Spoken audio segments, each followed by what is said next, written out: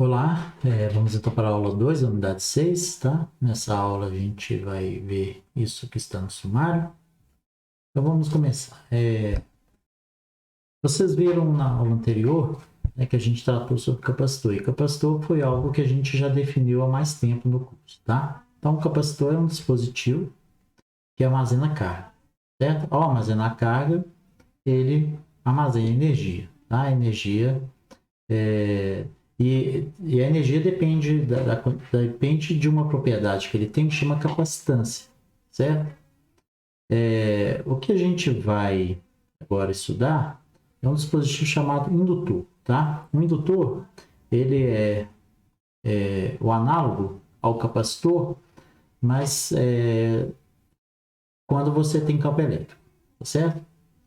Então, um indutor clássico, por exemplo, é um solenoide. Tá? Um solenoide, vocês viram que é um fio enrolado. Tá? A gente chama de bobina, tá? Um solenoide. Então, você tem N espiras, enrolar N fio, N voltas no fio.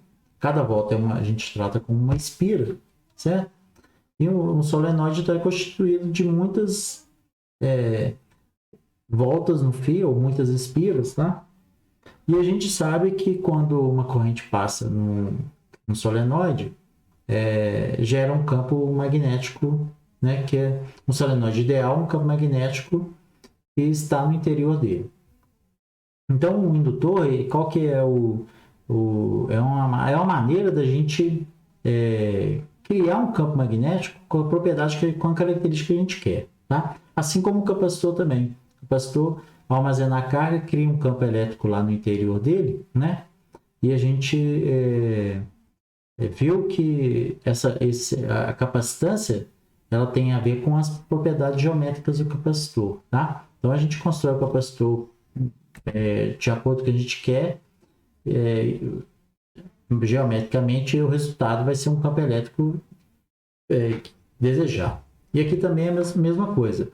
O indutor você pode, a indutância dele, nós vamos definir daqui a pouco, ela vai se relacionar com propriedades geométricas também do indutor, tá certo? Enquanto que o símbolo de capacitância é o símbolo de capacitor paralelo, né? A gente tem duas placas. O símbolo de um indutor é o mesmo de um solenoide, tá? Então, isso aqui que aparece no circuito é um indutor, beleza?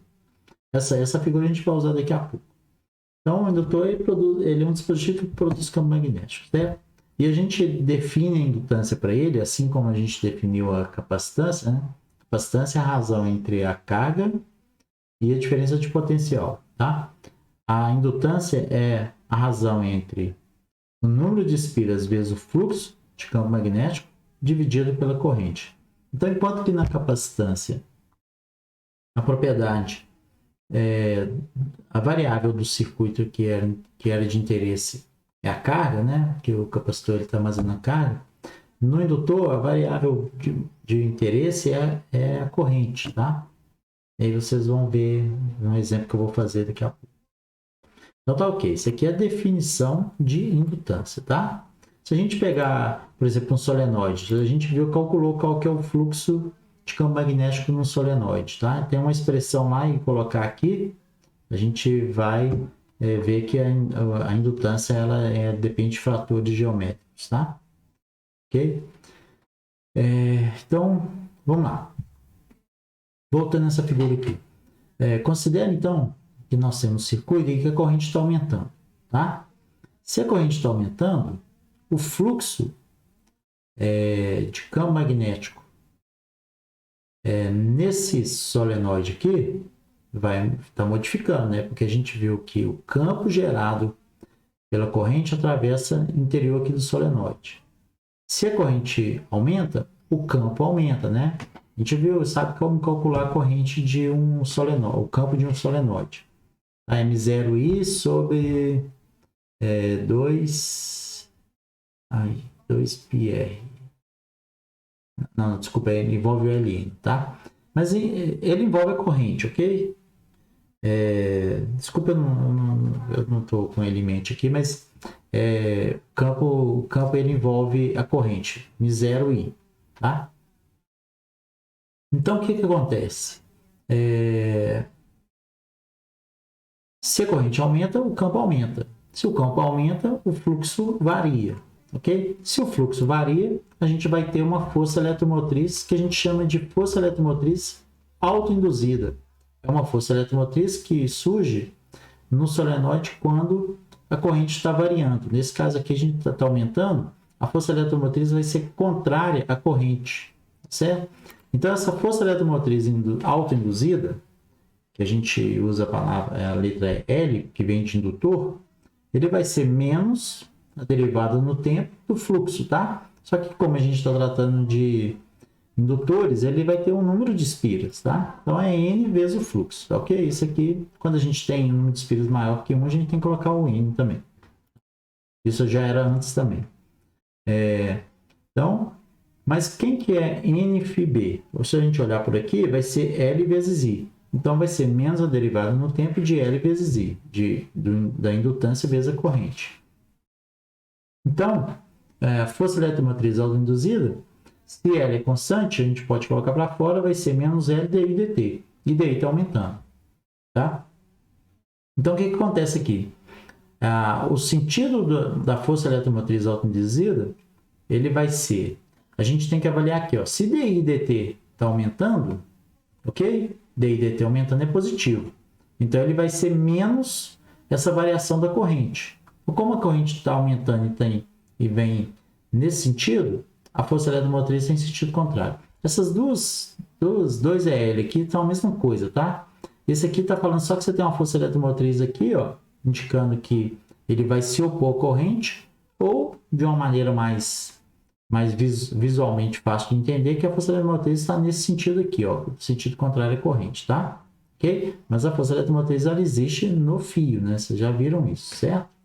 Da maneira que ela vai estabelecer uma corrente. Então, a corrente total vai diminuindo, né? Porque você tem uma corrente vindo de cá e uma força eletromotriz que vai induzir uma corrente aqui, a força total ela vai diminuir. Se a corrente diminui, né? O que acontece? A derivada de I no tempo é negativa, né? dI dt se I está diminuindo, dI dt é negativo. Negativo com negativo é positivo. Isso implica, então, que a força eletromotriz autoinduzida tem um sinal contrário a essa variação. Como o I tem esse sentido, tá? E aí, de tal maneira que ele vai ter o mesmo sinal do I, porque o I está diminuindo. Então, ele vai se opor a essa diminuição, tá? Indicando, fazendo com que a corrente não diminua tão rápido assim, certo? Nós vamos ver isso no circuito, beleza? E agora vamos tratar sobre energia. Ah, tá. Aí você vai falar assim, mas quando acontece esse negócio de corrente aumentar e diminuir? Simples, se você tiver um solenoide no circuito, quando você liga o circuito, a corrente vai de 0 a um valor, né? E quando você desliga o circuito, a corrente vai de um valor de corrente até 0. Tá? Então, são duas situações que a corrente está aumentando e diminuindo. Quando você liga e desliga. Tá? Essa força eletromotriz vai existir sempre? Não, vocês vão ver quando a gente estudar circuito RL daqui a pouco. Bom, vamos tratar um pouquinho sobre a energia, né? Do mesmo jeito que no capacitor, o capacitor, ao armazenar carga, ele armazena energia, né? A energia é meio de Q ao quadrado C ao quadrado.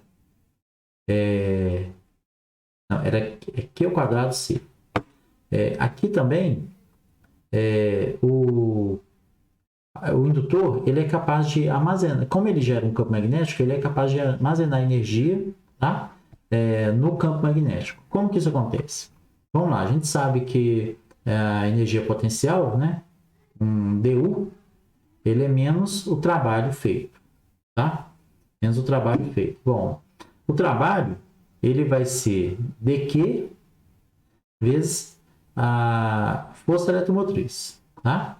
A gente viu isso aqui, lá, por exemplo, quando a gente tem uma diferença potencial, a diferença potencial é definida como o trabalho feito sobre a carga. Então, logo o trabalho é a carga vezes a diferença potencial. Então, um diferencial de trabalho, ele vai ser, devido a uma carga dQ transportada, ele vai ser dQ vezes a força eletromotriz que tem a unidade de potencial aqui, tá certo? Então, porque está surgindo uma força eletromotriz autoinduzida. O menos está aqui, o menos está aqui, beleza? Bom, mas a força eletromotriz autoinduzida, nós temos uma expressão para ela, que é menos L dI dt. Então, com menos dá mais, então vai ficar dQ L dI dt. Bom, mas dQ é I dt, certo? dQ é I dt, né? dQ dt é I, então dQ é I dt. Então, a variação ou diferencial de energia potencial magnética devido ao indutor somente, tá? É claro que se você tivesse outros elementos, vai ter energia nos outros elementos. Nós estamos tratando só do indutor. Vai ser L, I, dt, DI, dt. Aí corta dt com dt, ok? Mais uma vez, matemática não vou gostar disso, mas a gente pode cortar que você está derivando e depois você, ok? Depois você integraria. Bom, mas aí vai ficar L, I, DI. Então agora a gente vai integrar, tá? Quando a corrente vai de 0 a I, então nesse caso aqui a corrente está aumentando, de LI DI, isso vai dar uma variação da energia, né? Ela vai partir de 0, se a corrente é 0, a energia é 0, até um UB. O B está indicando que é uma energia potencial devido ao campo magnético, certo? Essa integral aqui vai dar UB menos 0, então que é o B. Do lado de cá vai dar LI ao quadrado sobre 2. Substituindo, né? Substituindo, vai dar Li ao quadrado sobre 2, ok? Então, a energia armazenada devido ao campo magnético, tá? No indutor, ele é diretamente proporcional à indutância ao quadrado da corrente, tá? Dividido por 2, tá? Que é 2 sobre 2C, certo? Beleza? Então, lá você tem C, que é a capacitância, que a gente tem L, que é a indutância, e a propriedade do circuito lá é a carga e aqui é a corrente. Então, vamos agora estudar um circuito com um resistor e um indutor, tá? Para esse circuito aqui, para indutor ele fazer algum efeito no circuito, a corrente tem que estar variando. Então, nós vamos estudar primeiro a corrente aumentando, tá? Então, é um circuito análogo àquele que a gente já tinha visto para capacitor. Então, aqui a gente tem um resistor e aqui um indutor. Lembra que o símbolo de um indutor no circuito é um símbolo tipo de um solenoide. Então, aqui tem uma força eletromotriz, vai fazer uma corrente passar, né? A corrente vai de 0 a um valor. Quando a gente ligar a chave em A aqui, ó. Então, de tal maneira que a corrente vai passar pelo circuito, ok?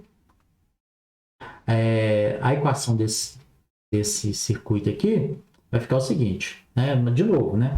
A gente já tinha feito isso para capacitor, então essa equação aqui a gente está avaliando a diferença de potencial em cada elemento, tá? Ok? Então, mas ela vem de conservação de energia, então a gente pode pensar que a energia entregue pela fonte, tá?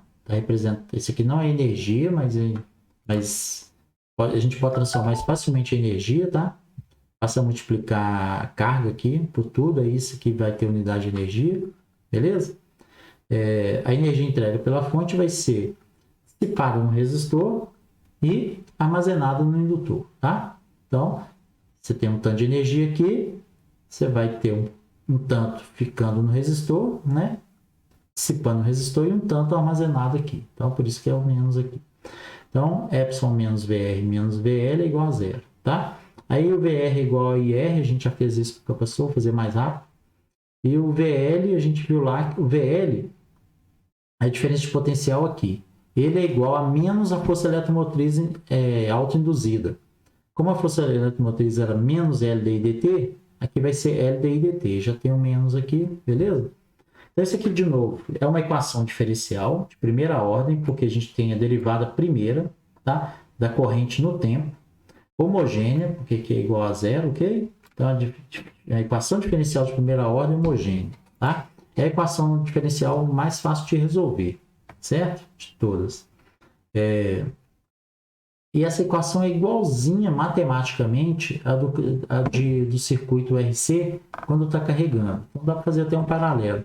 Circuito RC carregando tem uma equação diferencial que é a mesma do circuito RL quando as correntes estão aumentando, tá? E eu fiz para o capacitor isso aqui bem feito, espero.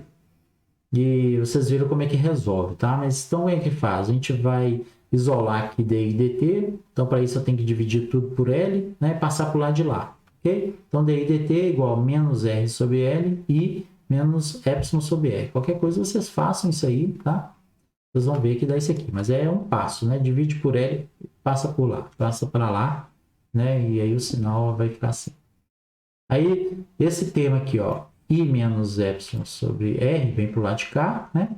Então, a gente multiplica por dt os dois lados. Então, cortou aqui, ficou dt lá. E do lado de lá ficou menos R, L, dt. Integra, integra, integra aqui, certo? Como a corrente está aumentando, ela vai de 0 a I. Isso vai acontecer no intervalo de tempo, de 0 a t. Aí, o lado de cá vai dar menos R sobre L dt.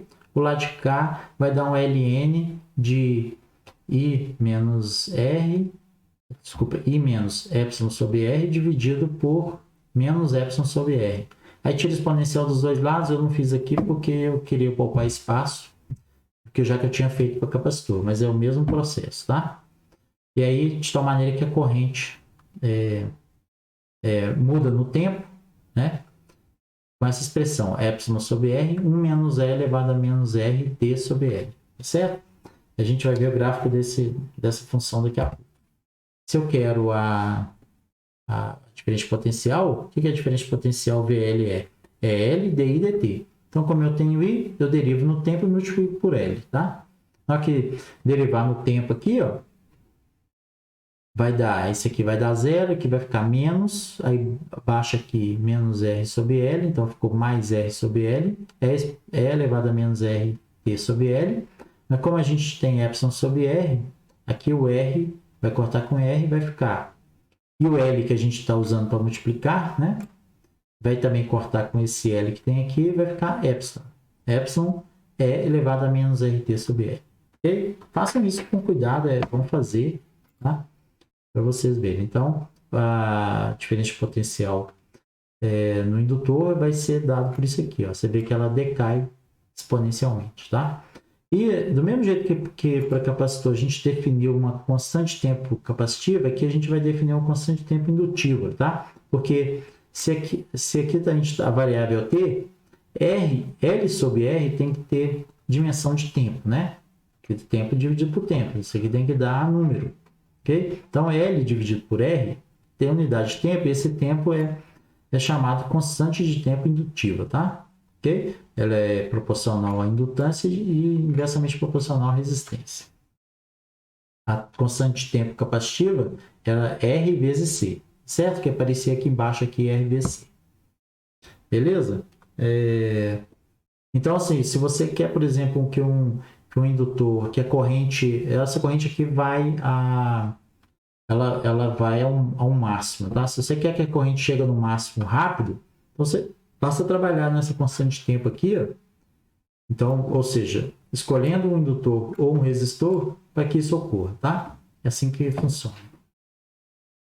Agora, então, a gente vai estudar o circuito com resistência indutor, agora com a corrente diminuindo, tá? Então, como que vai ficar essa equação desse circuito aqui, né? Se a gente ligar a chave em B, a gente vai ter que a diferença de potencial no resistor mais a diferença de potencial no indutor tem que ser igual a zero.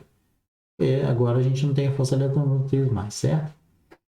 VR é I vezes R e VL é LD e DT, ok? Isso aqui é uma equação diferencial de primeira ordem homogênea, tá?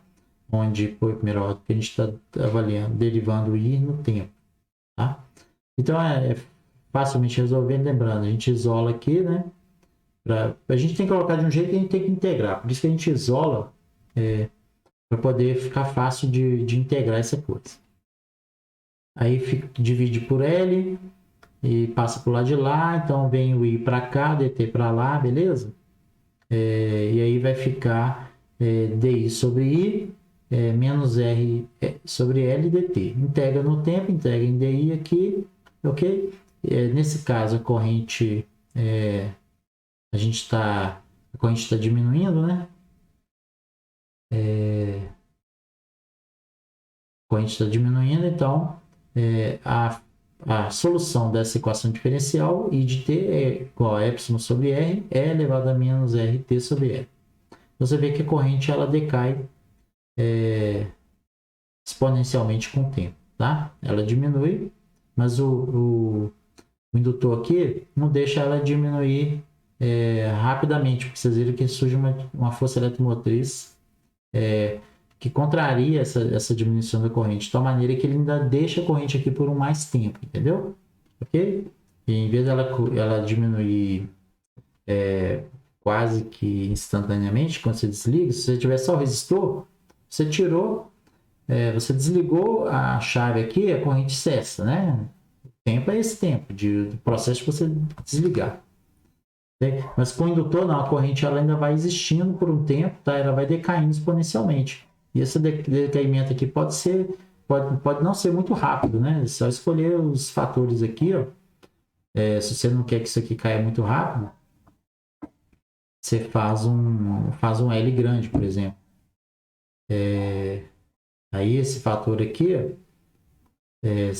ele vai ser, essa constante vai ser menor, né? Multiplicar vai demorar mais tempo para cair, tá?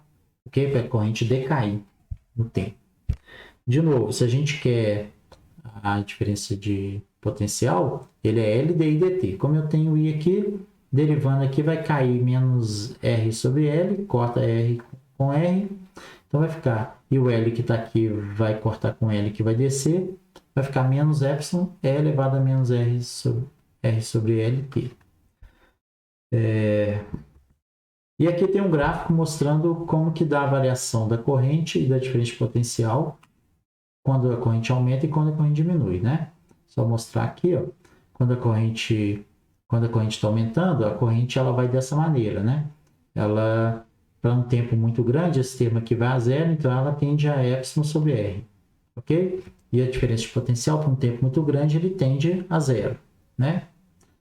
E aqui, quando o tempo fica muito grande, a corrente tende a zero e a diferença de potencial também tende a zero, tá? E aí o que acontece? Isso é o seguinte, o indutor, vamos dizer que ele só trabalha no circuito enquanto a corrente está alterando, tá? Depois que a corrente parou de variar, ele é simplesmente um fio, tá?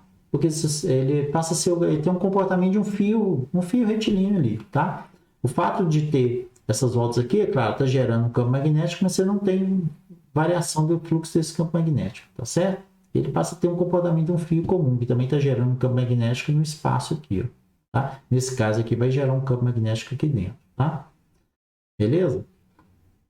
E aí, então, esse comportamento aqui, ó, quando a corrente está aumentando, né? Ela aumenta desse jeito aqui, ó. E ela tende assintoticamente a um valor constante, certo? E quando a corrente está diminuindo, ela não diminui bruscamente por causa do indutor e ela vai a zero assim, ó, tá? Ok? Então, parte de epsilon sobre R, tá? Você já está numa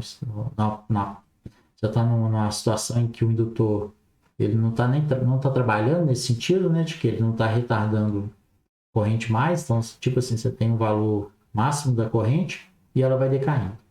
E o que acontece com a diferença de potencial? Quando está a diferença de potencial no indutor, quando a corrente está aumentando, ele parte então do valor máximo aqui e vai a zero, tá? E quando a corrente está diminuindo, ele parte de um valor menos, aqui, ó, tá aqui, ó, ele vale menos a força eletromotriz, tá? É só fazer T igual a zero. Se faz T igual a zero, é elevado a menos zero é 1. Então, a diferença de potencial é menos a força eletromotriz da fonte, aqui, ó, e aí ele vai decaindo a zero. Então, ele parte de um valor negativo e vai a zero. Em aula eu vou tentar deixar isso um pouco mais claro com o exercício, ok? Então tá bom, essas figuras eu tirei do Halliday, tá? Alguma delas, menos o gráfico que eu fiz. E a gente se vê na próxima aula.